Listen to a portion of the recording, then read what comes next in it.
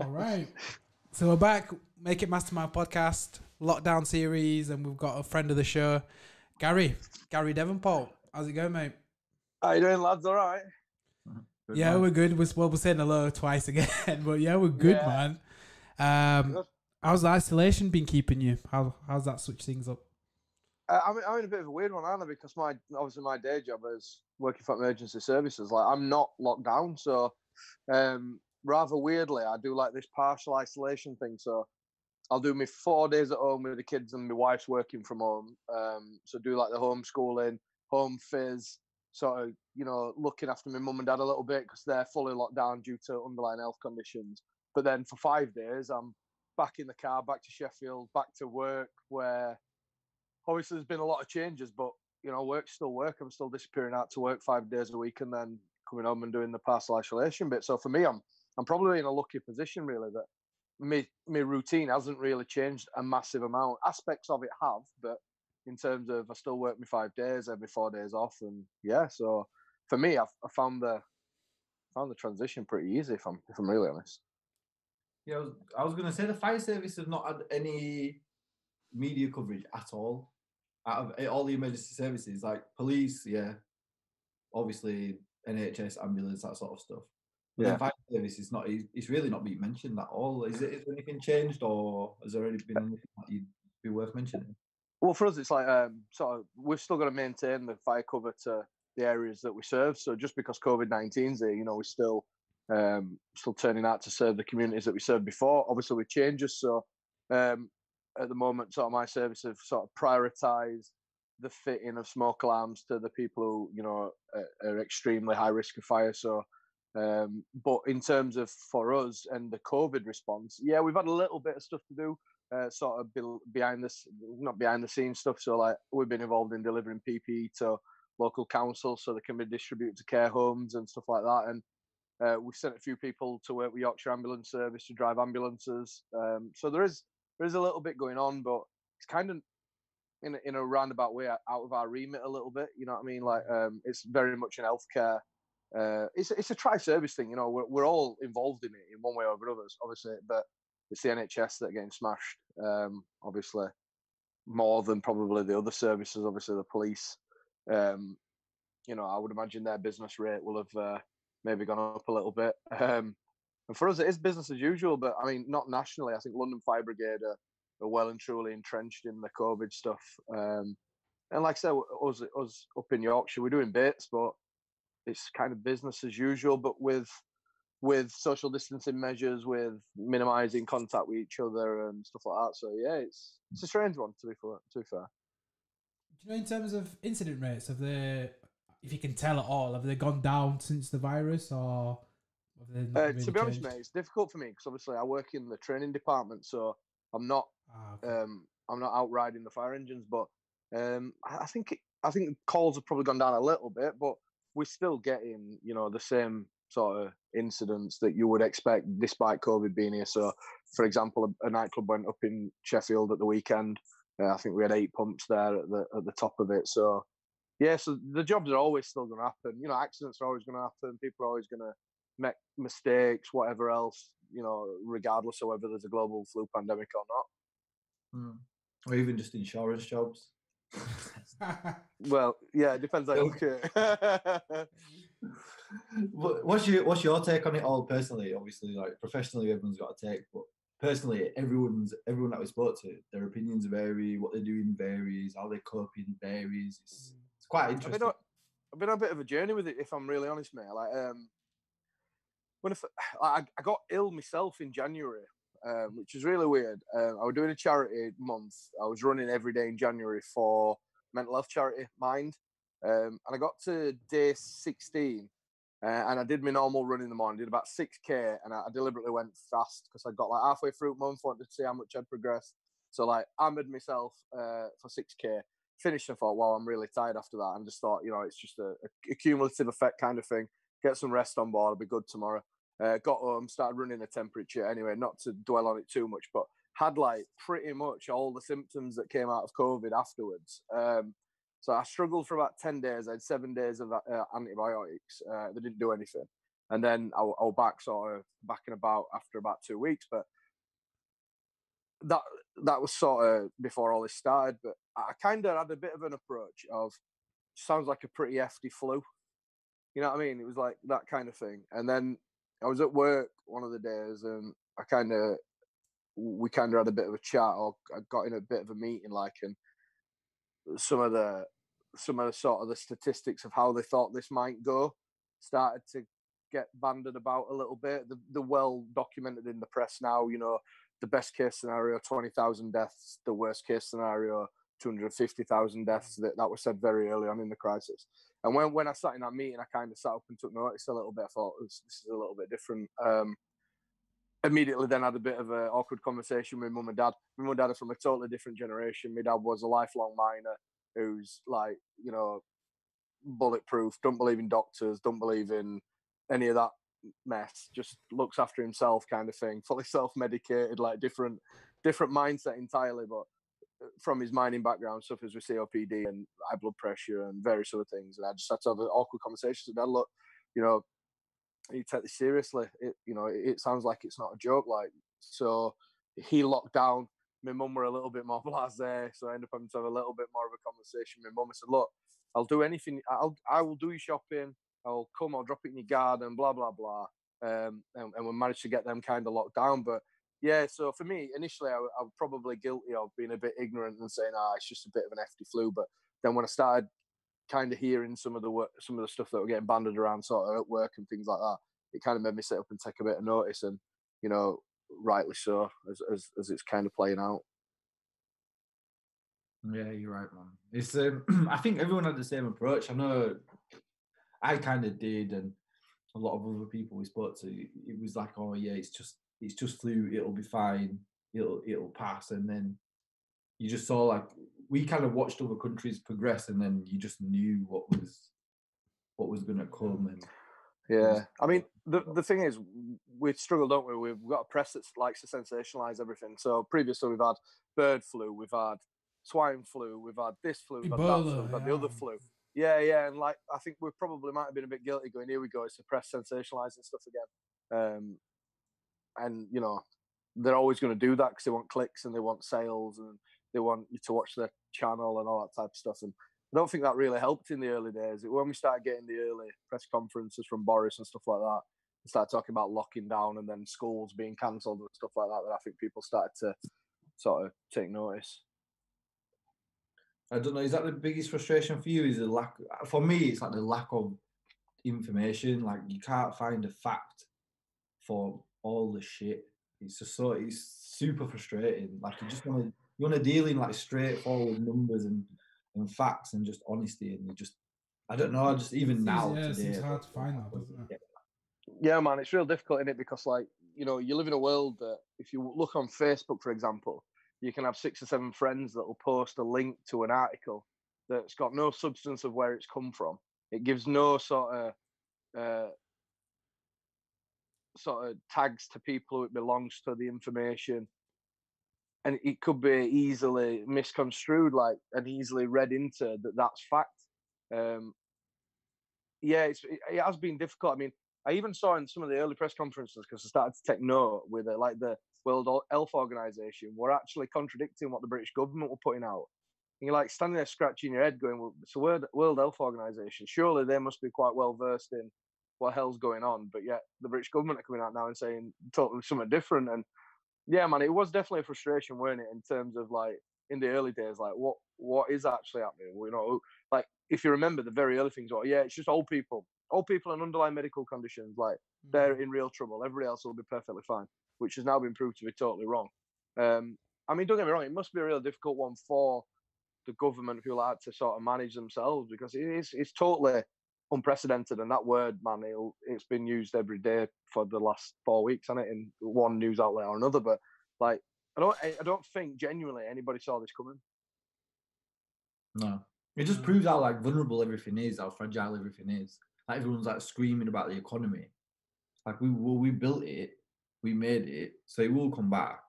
It's just, oh well, this has never happened. All right, well, World War I never happened, and then it happened, and then, you know, things happen. But now everyone's like, oh, like, all this, like, what was it called? Like the microwave society. Everyone wants everything immediately, like cars, watches, all this stuff. Like everyone's starting to realize what's important now. Hopefully. And the thing is as well, like there's a massive generation of us, probably ourselves included, never really had any hardship. You know, never experienced kind of hardship, dependent obviously your sort of background. Like I'm talking to a mate who's an ex-Marine. Obviously, I've been on your show before and talked about my sort of past career in military, and he says like this is so easy for me. He says because it's like it's just stripped everything back. I've been furloughed. The government pay me 80%. This is brilliant. I've got structure to my life. Like I don't need to worry about anything. I don't care if it's like we used to have a saying in the military. Is like, is food getting through? You know, is food getting through? Is your letter getting through? Are you getting enough sleep? That was it. That was like the three things that they're even bothered about. And like in a funny kind of way, we're back at that now, aren't we? You know, like life's become simple, really, to a certain extent. And I know that might sound a little bit ignorant to people who've lost their jobs and not in a financial position like some people might be, but life is simple. Literally been told, stay at home, go out, walk your dog, your family, keep away from other people, stay at home again. It's like, it can't be any more simpler than that. Oh, yeah. Why do you think people struggle to stay at home? I think generally, I don't know if it's just what I see around me, but I just think a lot of people are still out and about and not really, I don't know, I don't feel like people are overly concerned with it. I've got two kind of feelings on this. I've got one that's like,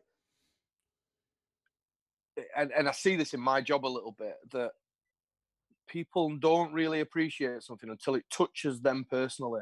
There's like a little bit of, you know, them figures we see coming every day, 980, 600, whatever, blah, blah, blah, blah, every day. Like, quantify that. Actually, what does that look like? Like, we just see a digit and it disappears and you carry on kind of thing. And I think we can all be a little bit guilty sometimes of just getting a little bit like blasé about it. Like, it'll not happen to me. I don't know anybody who's suffered from it. I don't know anybody who's died from it or all like that. So you can be at times like a little bit blasé. So a part of me is like a little bit blasé, but then another part of me is like, I think we have got a culture in certain areas where people are like, I'll do what I want and you'll not tell me any different. You know what I mean? That kind of like, that approach that, yeah, I'll do what I want and you'll not tell me any different. Like, it's just I mean, you know, people are entitled to that approach. You can have whatever approach you want, but it can't be any simpler. If you stay at home, less people will die. If you keep mixing in big circles and spreading it between your mates, it might not be you that might be dying. It might be your great auntie, whoever, or somebody else's great auntie, whoever, or whatever. Like, it's really simple. Just stay at home. But the reasons why people don't, I just can't get my head around. I mean, I've been out for a run with my family before I came on, and literally, like, slaloming in and out of people on his run route, and I walk that route every day with my dog, and I've never seen this many people out and about. And like, it's very clear some of them are not from the same household.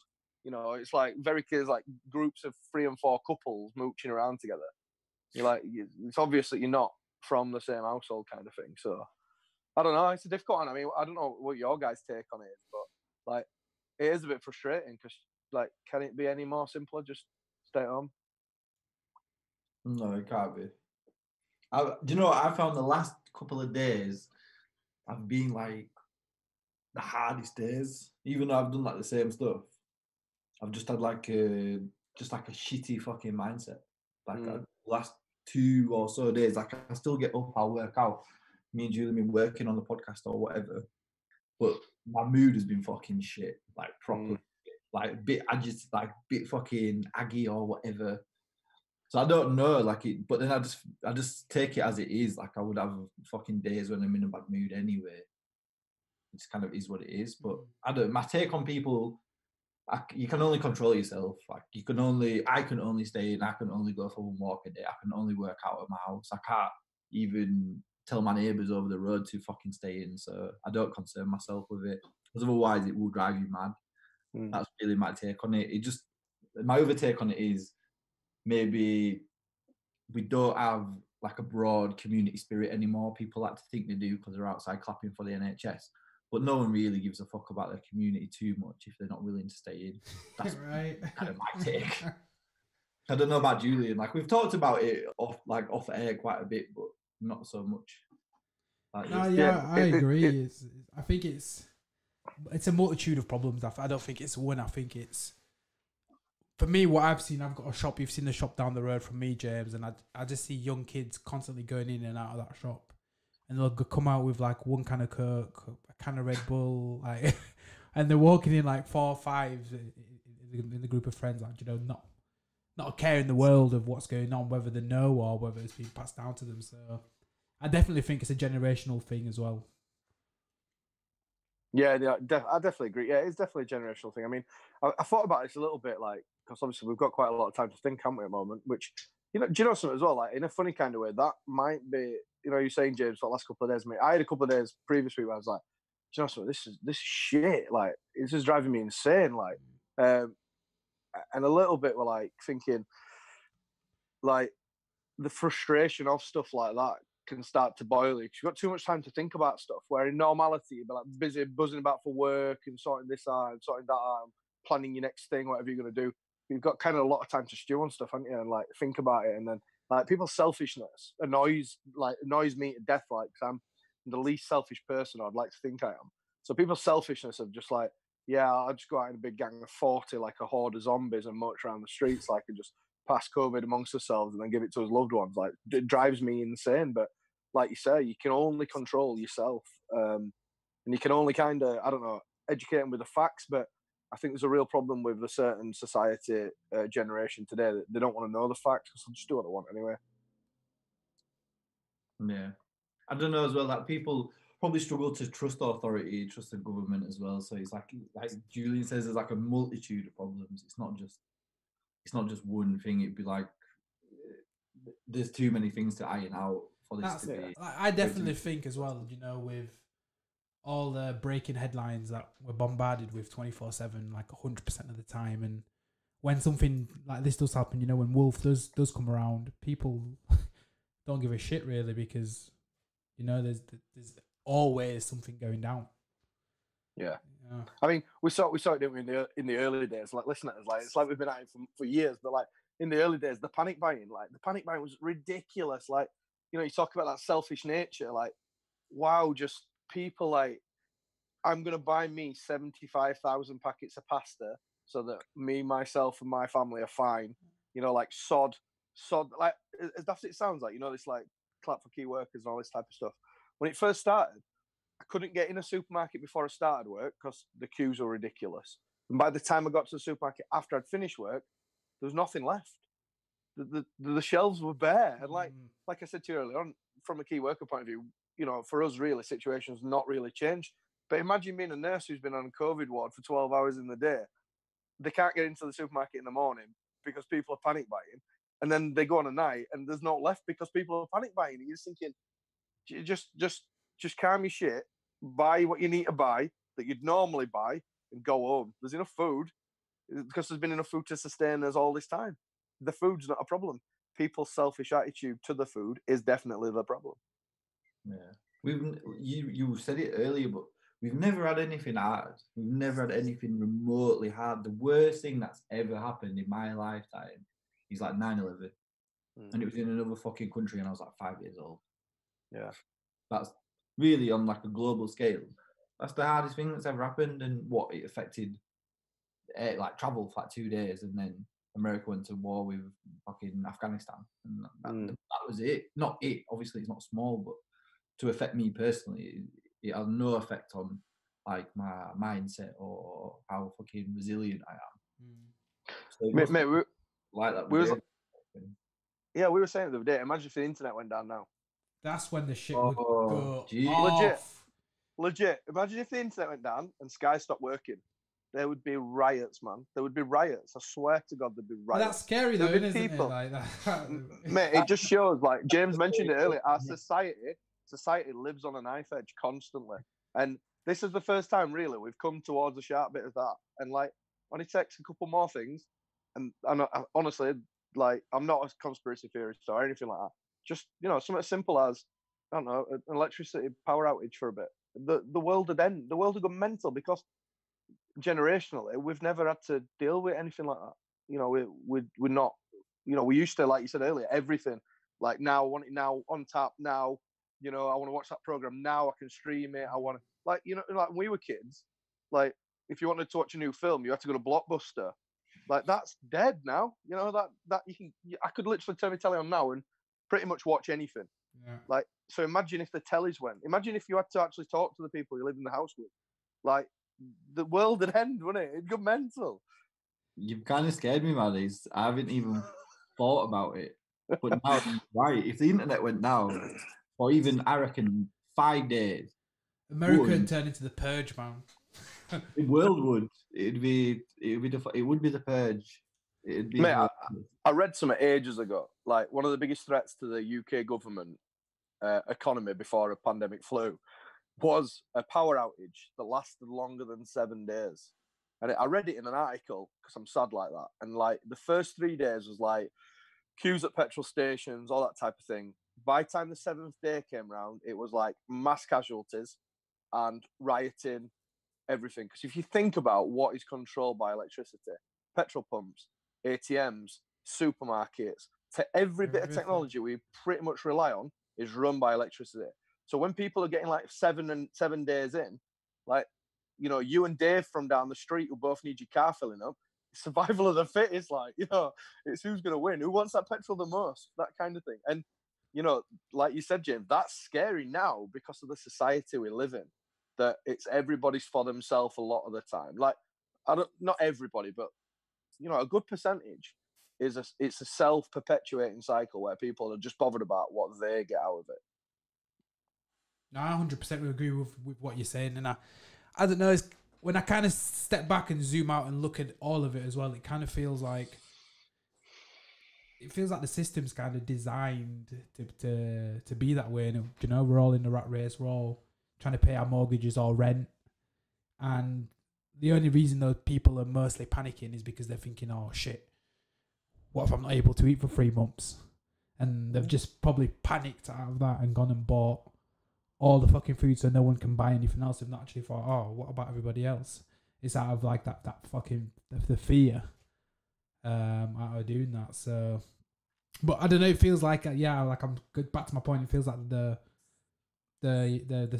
economic system is kind of designed to be that way. And I'm hearing a lot of, and I've seen a lot of articles as well. People are saying that this could be like an economic reset as well. This time that we're going through, and by the time we come to the end of it, things could be completely different to how we know it.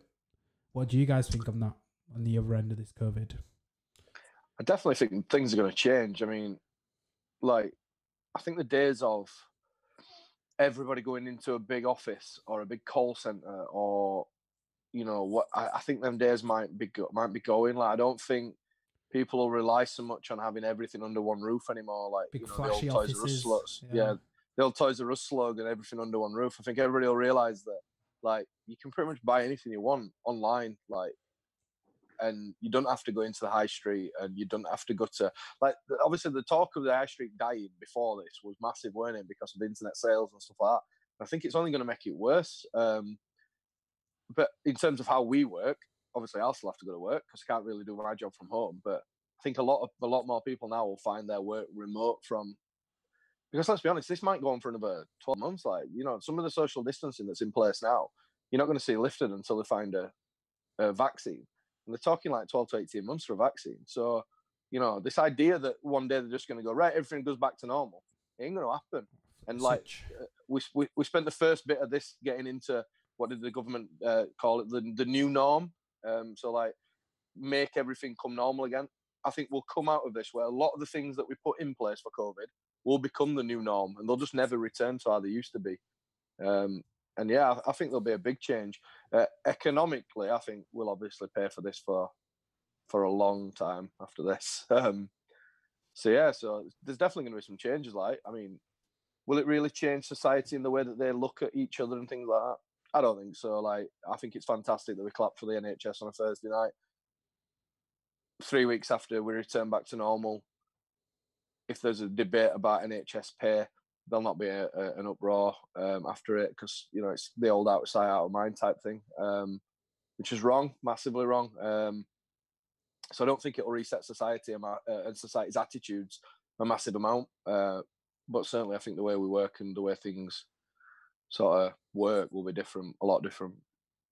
That's it. I kind of think as well, like it kind of being a perfect opportunity as well, like this happening now and people valuing the NHS. I think people should definitely use this time to start searching into more things and ask why. You know, why is the NHS like that? Why were they able to clear, you know, the amount of debt that they were in during this crisis? Do you know, like all these little things. It's now when people have got time, they've got to start asking these questions, because if we don't question where we're going as a society, it's fucking dangerous, man. Like you said, no internet for a week and doomsday because of that. The thing is, like, to pick up on a point that James made earlier, like the material aspect of the way that we live now. So you want something, you go and get it. Like, I saw something on LinkedIn the other day, and I don't use LinkedIn. I'm just on it. I'm not even sure why I'm on it, but I'm on it. And I saw somebody the other day petitioning for the NHS, every single person in the NHS, to get the George Medal. And I was like, right, that is the most materialistic approach to anything. Because how about we don't give them the George Medal? How about we fund them correctly, make sure they've got the correct PPE, and look after them in that respect? Because, like, I've got a couple of medals. I put them on once a year. Like, I couldn't even tell you where they are now. Like, they mean, I'm proud of them, but they mean nothing to me. Like, I don't go to work wearing it. So, like, that's the materialistic approach that, like, okay, they've had these horrendous times, we'll give them this medal and that'll make everything better. No, let's fund them correctly. Let's, you know, look after them correctly. Let's make them feel wanted. Let's not just constantly keep penny pinching off them, expect them to, like, kind of fend for themselves a little bit. And then when we need them, we'll just go out and clap on a Thursday and give them a medal and everything will be fine. Like, it kind of it triggered me, and I just turned it off immediately and looked out at window instead. No, I 100% agree with you. Both my parents, both nurses for the NHS. You know, I see them, they're still struggling to pay their mortgages. And like you say, like, clapping is all well and good, but to review things like prices and salaries that they're getting at the end of the day, I think that would be the honest and right thing to do. 100%. There's been like a big uptake of like people raising money for the NHS. And yeah, that's nice as well. But then the other part of me is, it isn't a fucking charity. It shouldn't be a charity. What does that tax money go to, right? We pay taxes towards this stuff. So where is it? Is that money even going in the right direction? Is it getting invested properly? Why is that the 100-year-old guy, he raised like £14 million or something, which is sick, is fucking incredible. But then on the flip side of that is, why do we have to raise £14 million for the National Health Service that taxpayers pay for? And we get told we've got a good stable economic system in the UK. So why shouldn't we be able to fund a working health system, right? So again, these are all questions that most people don't get to ask because they're in that rat race with their head down, trying to pay their rent and mortgages. So it's, again, now is this time to, I think, if we can use that for these kind of things and to ask these questions. I think the thing that leaves a bit of taste in my mouth from, like, the NHS point of view is that, like, we're now pumping all this money in that's magically appeared from somewhere, or charity events are bringing it up. But, like, when pay rises for NHS staff and all that type of stuff were brought up before, and it didn't get through, or they didn't give them it, a couple of weeks later, you'd see, 7% rise for MPs and, you know, all this type of stuff. And you think, it's like thin end at wedge, innit? You know, like, now, like, this, the good thing about COVID, and there is no good thing about it, but the one good thing is it's so indiscriminate. Literally anybody can get it. And we've seen with, like, Boris getting it. And it just proves that the NHS really should be the ones that are getting funded, because they look after everybody, man, woman and child, across the board, you know. And that's the bit that leaves a bit of a sour taste in my mouth, that, you know, we see constant pay rises for MPs and constant amounts of, or I think they have to do something like 20, like something like 3 years in office to get a pension or something stupid like that. It's like, I couldn't say exactly because I keep away from politics, but then you see, like, nurses being asked to come back after retiring at 70 and stuff like that because there's not enough nurses, and you just think that's just never right in, you know, in any walk of life. No, well, yeah, well, you'd think these would be the jobs, and, you know, the jobs that the government would encourage people to be moving towards, to keep going towards. You know, the school system, you'd think they'd be pushing for that, but it feels like the opposite. These places that should be thriving are getting cuts. You know, the education system, where, again, younger generations are coming through, you want them to be achieving to be the best versions of themselves that they can be, but teachers are not being paid highly enough to be able to keep kids in school. And mate, after the smallest amount of homeschooling, give them everything. God, it's horrendous. Like, oh my, honestly, like I taught my kids. The first week we did like proper structured lessons, like, cause I've got a teaching qualification for work, believe it or not, and like we did structured lessons, and it drove me insane. I could not do it. Two kids that like one at 11, one at 8, mate, sacked it off. I've taught them first aid, how to make a fire, like safely. Next week we're gonna discuss bushcrafting, but in garden, just like, because I can't teach them, some of the maths and English stuff that gets mentioned now. Like, I was like, I've no idea what you're on about. I have to Google half the stuff that's in there. Like, so hats off to the teachers, like, because that is a thankless task. Yeah, they don't get really mentioned enough.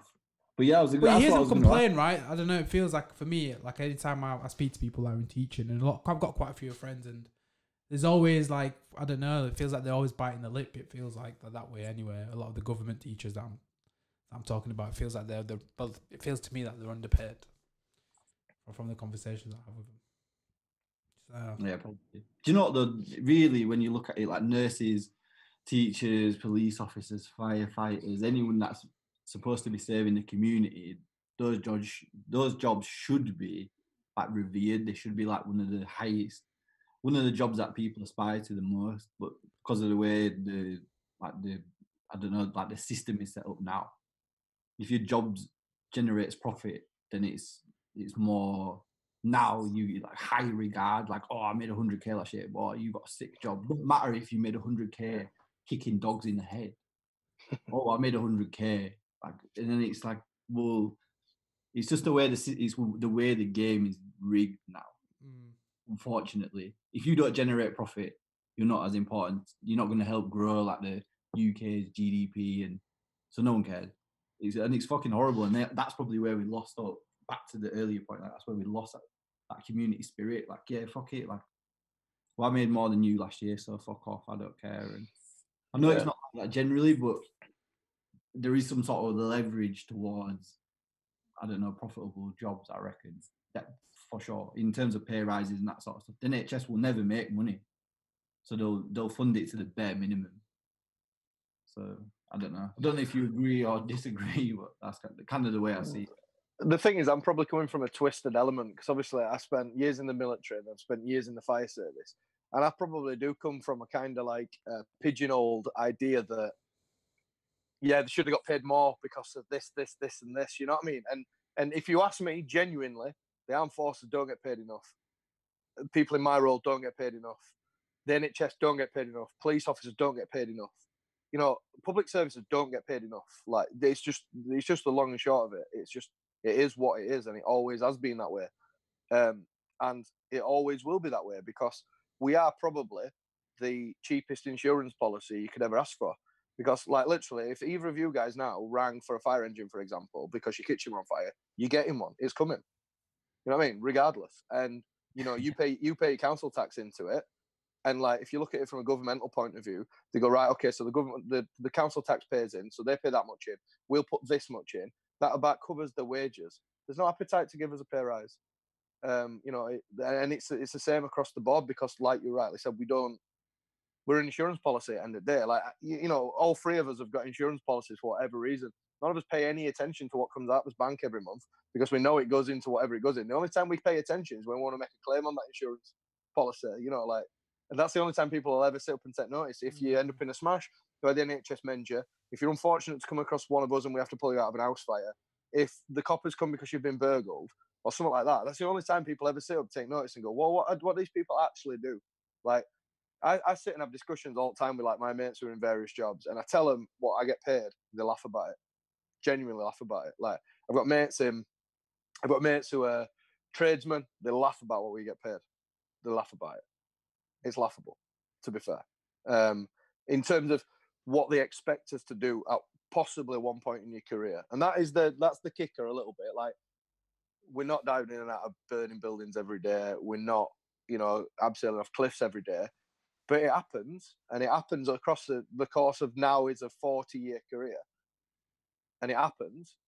So why not correctly pay these people who have got an element of putting themselves at risk, you know, rather than just they'll turn out when we want them to, because that's what they do. But like I say, I'm coming from a SKU background, you know. I'm like, obviously I sit in that camp, don't I? So, you know, nobody ever really feels valued in your job unless your boss is ringing up every day saying you're the best person I've ever had work for me. It just doesn't happen, does it? Like, I feel valued in my job in terms of like, I've got great people I work with, and I can come away with some job satisfaction. And to be honest, like I love working for the fire service. I think they're great to work for.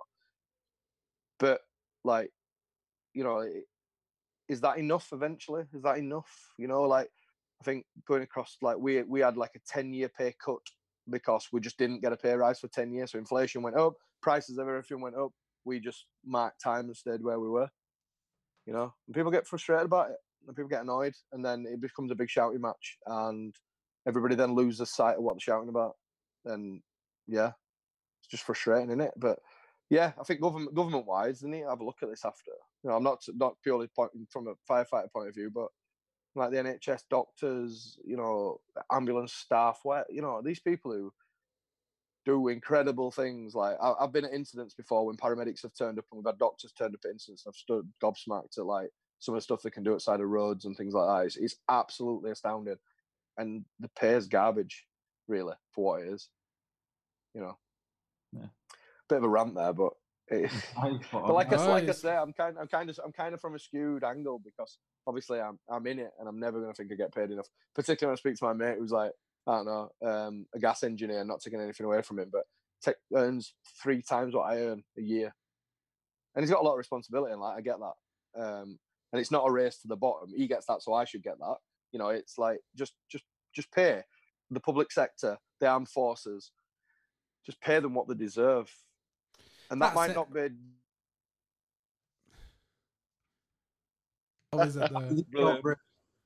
To be fair, mate, you probably cut me off at a good time then, because I was in full flow and it was just starting to sound like utter bobbing. So probably a good time to cut me off.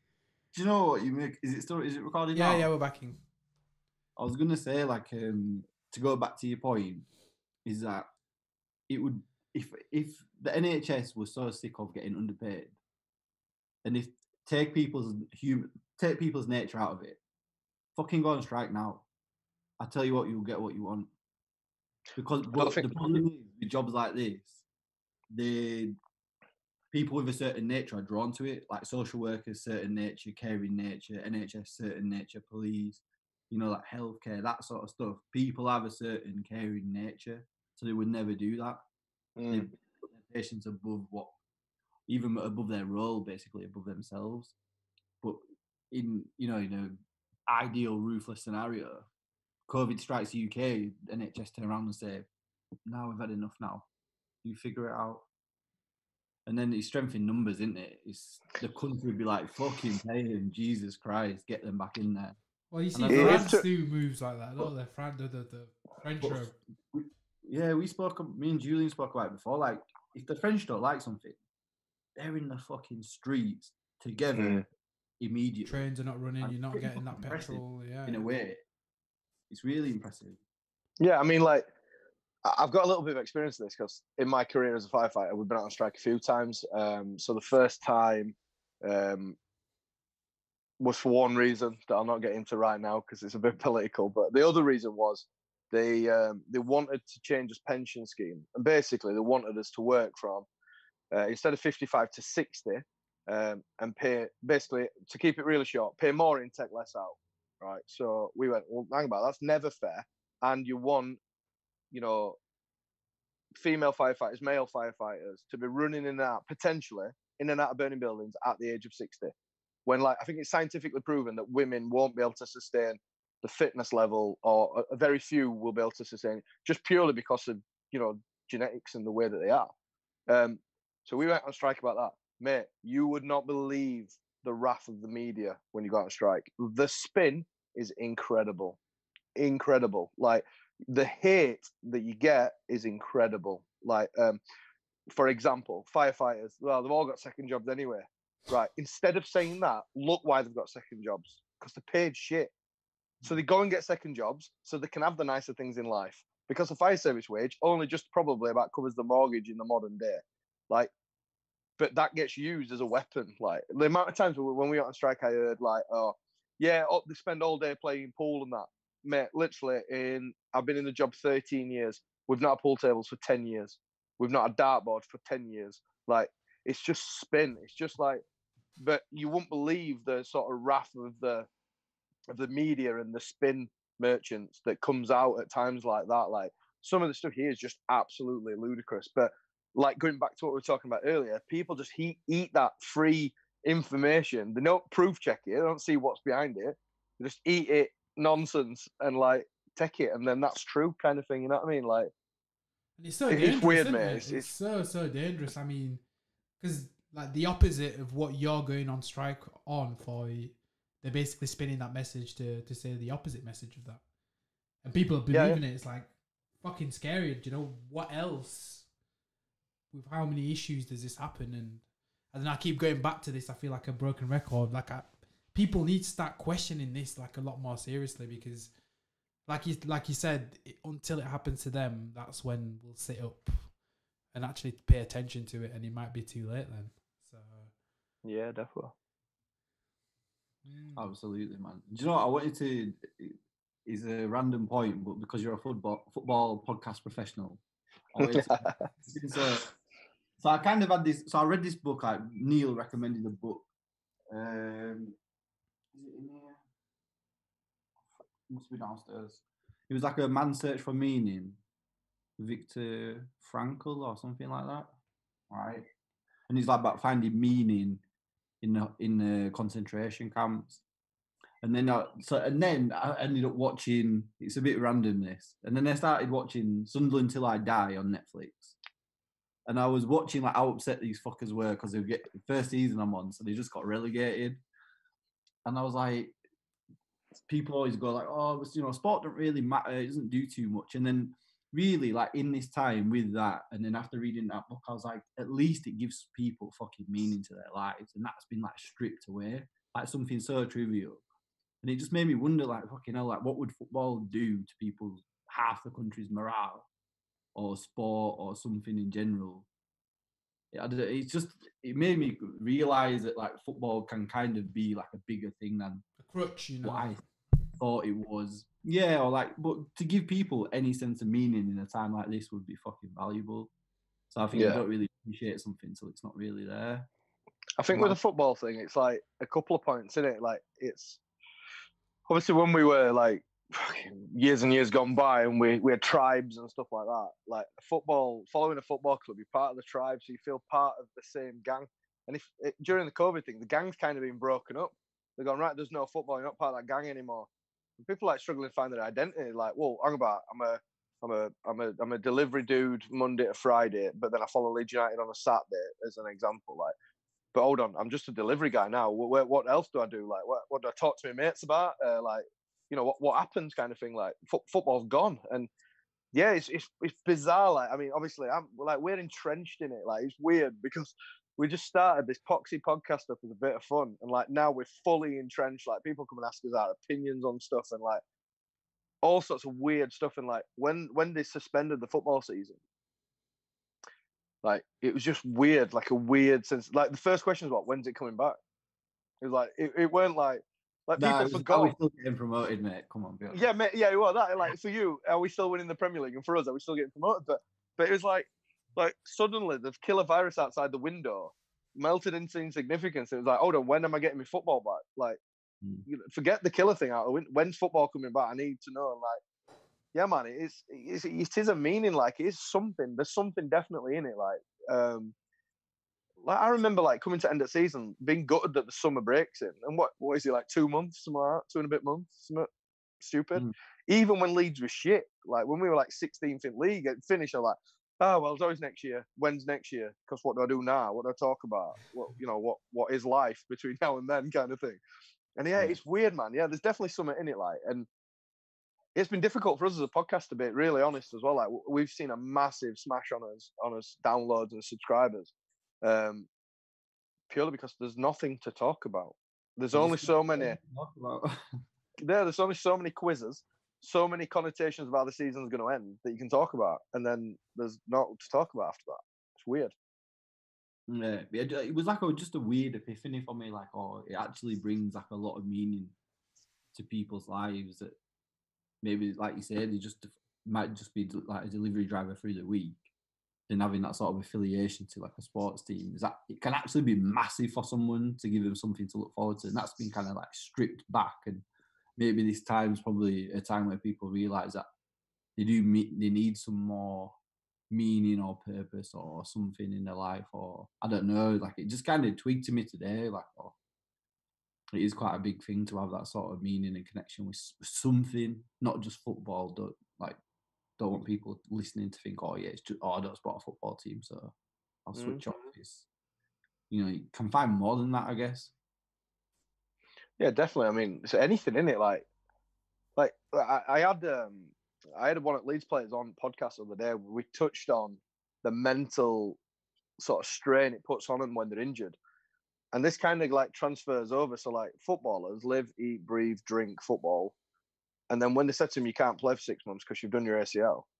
It's like exactly what we're going through now, like, but without obviously the playing. Like they've took it away from you, and you can't do something you love because it's been took away from you, and it has a negative effect. Like they were saying, like found it really, really difficult because his tools of his life are to play football, and they got took off him, and he didn't really know how to deal with that because, like, at the minute, like we're stuck in the house. It's like go out and do exercise for an hour. Couldn't do that because he's injured. So, like 6 weeks just starting a cast or something, something like that. It's difficult, man, and it has an effect on you, doesn't it? It like, it can have it can easily have a negative effect if you took it away. It's like for me, if they turn around and said, right, you can't go to work and you can't podcast anymore, I'd struggle, man. I really would, because like it provides structure to my life, and it's something that gives me a release. Like podcasting gives me a release from day-to-day stuff.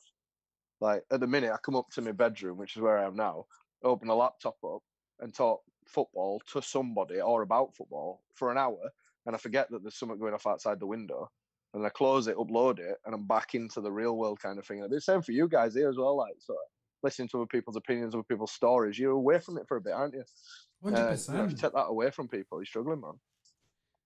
Yeah, that's been the blessing of this podcast, is being able to just connect with other people and have a conversation like this.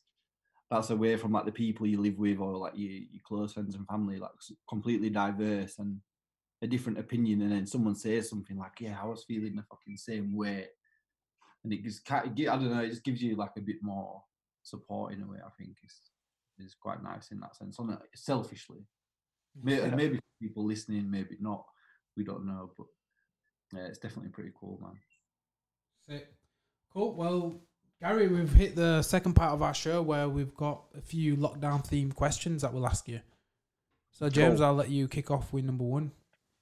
All right. So, first question is, if you could be isolated completely, like you don't get to work, with two people, dead or alive, so you've got to consider it before at least 7 weeks now, who would they be and why?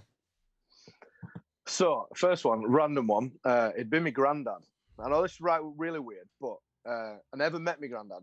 He died when I was like 3 months or something. My dad's dad. My dad's the youngest of 13, massive family, big culture of hard work and hard play to an extent as well, that kind of thing. But I'd love to just sit down with him for a bit and talk about them early years of that family. Like, 13 kids.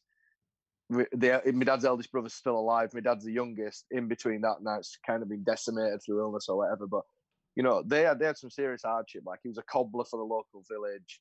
He, my gran just looked after the kids. I'd love to just sit and talk stories about his childhood, him growing up through the war, and then like the hardships that they went through, like bringing up 13 kids off the back of a war.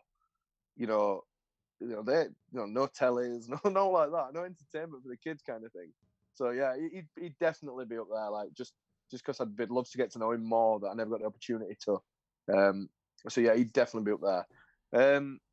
The other one's a difficult one. I was thinking about this today. I heard you on the other one. I was like, I need to really think of somebody I could be lots of, like, not somebody shit either. Like, I don't know, Jimmy Floyd Hasselbank because he played for Leeds, no, some shit like that. So, do you know something? I'd probably go with like Joe Rogan, and I know it's really random and probably shit to anybody that's listening, but yeah, he's a proper interesting character. Like, he's got his fingers in so many pies. He knows so many things about so many different things. It's not sport. It's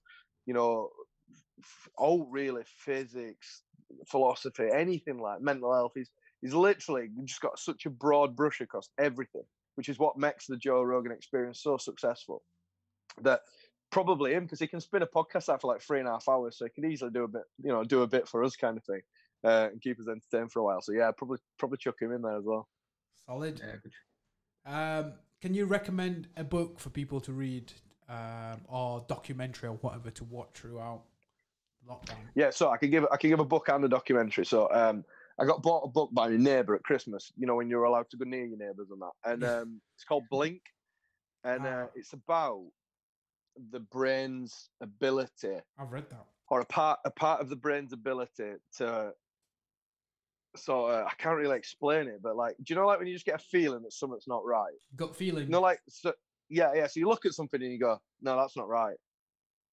That is an actual part of the brain that we can access that works, but you can't knowledgeably access it. It's like an off the cuff thing, and like the book's incredible. It starts off talking about like a statue that they dug up from somewhere, and they claimed it was like this really famous old statue, and they sent it to a load of experts. And literally, as soon as they all saw it, they went, "It's not right. It's not real." But I can't tell you why. I can't give you a reason why it's not real. It's not real. And they're like, "Well, you've got to tell us." Like, no, I can't. It's just a gut feeling, and it's about that gut feeling. It's about that sort of how your brain works to let you have the gut feeling. Yeah, so I'd definitely chuck that in there. It's a read a page, put it down, think about what you've just read, pick it up, read it again, so you understand actually what they're getting at. But yeah, it's a good book, really good book. Blink, nice. Blink, man, yeah. And then documentary on Netflix called Last Breath. It's about a deep sea diving accident in the North Sea, and it's just incredible, Like, I'm very rarely like overcome with emotion, but I sat and cried at the end of it, just because like the gravity of the situation that they were faced with and the way they came out of it is just absolutely incredible. Like, just can't recommend it enough. Like, you just need to watch it. Just literally anybody listening, go and watch it before it comes off Netflix, because it's incredible. Last Breath, I'll check that out. Nice. Yeah, man. Next question is, what is it? Oh yeah, what's the first thing you're gonna do when all this is over? Do you know something? I'm a bit of a hugger. I love nothing more than a bit of a hug. I think just the spontaneous hug thing will be good again. Just being able to go near. Like, I don't know about you guys, but we've lost the human element. Like, I've just been for a run, and people actually try and walk 2 meters away from you, which is fine because that's government advice. Then don't even like say hello. Don't like acknowledge you. Walk past you like you're infected. And I was like, no, I'm a people person, and I like that. I like that interaction. I just want that back. Just like to be able to look at someone in the supermarket and I'm not look down and try and like scuttle away from you. Like, it's weird. It's such a weird sensation because I am that guy on a morning who's like, hello, morning, how are you? How's things? All right. You know, I don't even know him, but I'm that dude. Like, and it's weird that you can't. It's weird that that's not like really an option. It's weird. I can't really put my finger on it. Like, maybe nobody else has ever noticed this, but nah, like, society is definitely a bit London. edgy, man. Especially when you're in a supermarket. It feels like everybody's It's just weird, man.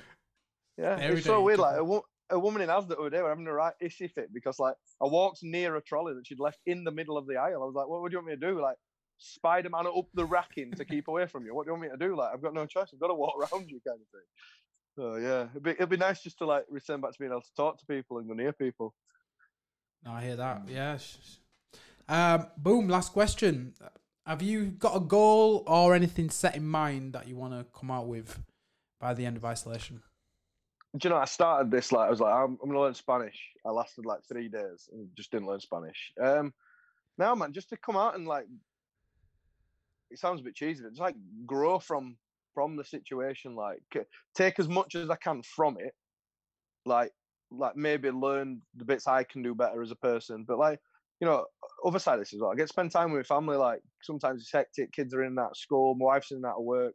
You know, like I came home from work today, got changed quickly, and then all 4 of us went for a run. It's never happened before. Like, so you know, them side of things is probably the biggest thing I want to sort of take out of this, rather than come out and say I learned myself Spanish badly over the isolation period. Like, come out and go, you know, I got a little bit better at interviewing because it's something I'm trying to do for the podcast. You know, I spent time with my family. I taught my kids first aid, CPR. You know, I've been and done a bit of phys with them. You know, like just like enriching their lives more than anything. Like, and be able to come out and maybe in 20 years' time turn around and say, "You remember when that happened?" And I taught you CPR in front room, and you know, you made a PowerPoint about Egypt or whatever else. You know, like just that kind of thing. Like, get some learning out of this rather than it be a negative situation. I think.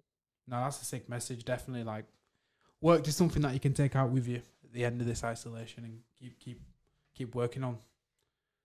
But boom, awesome, Gary. It's been awesome to have you on. Of course, you've got your own podcast. You might as well plug that in. If people want to jump across from our page and check out what you're doing, can you tell us a little bit more about that?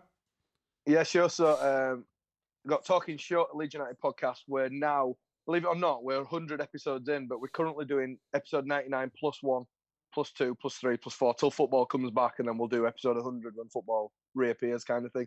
So yeah, you can check that out on Twitter.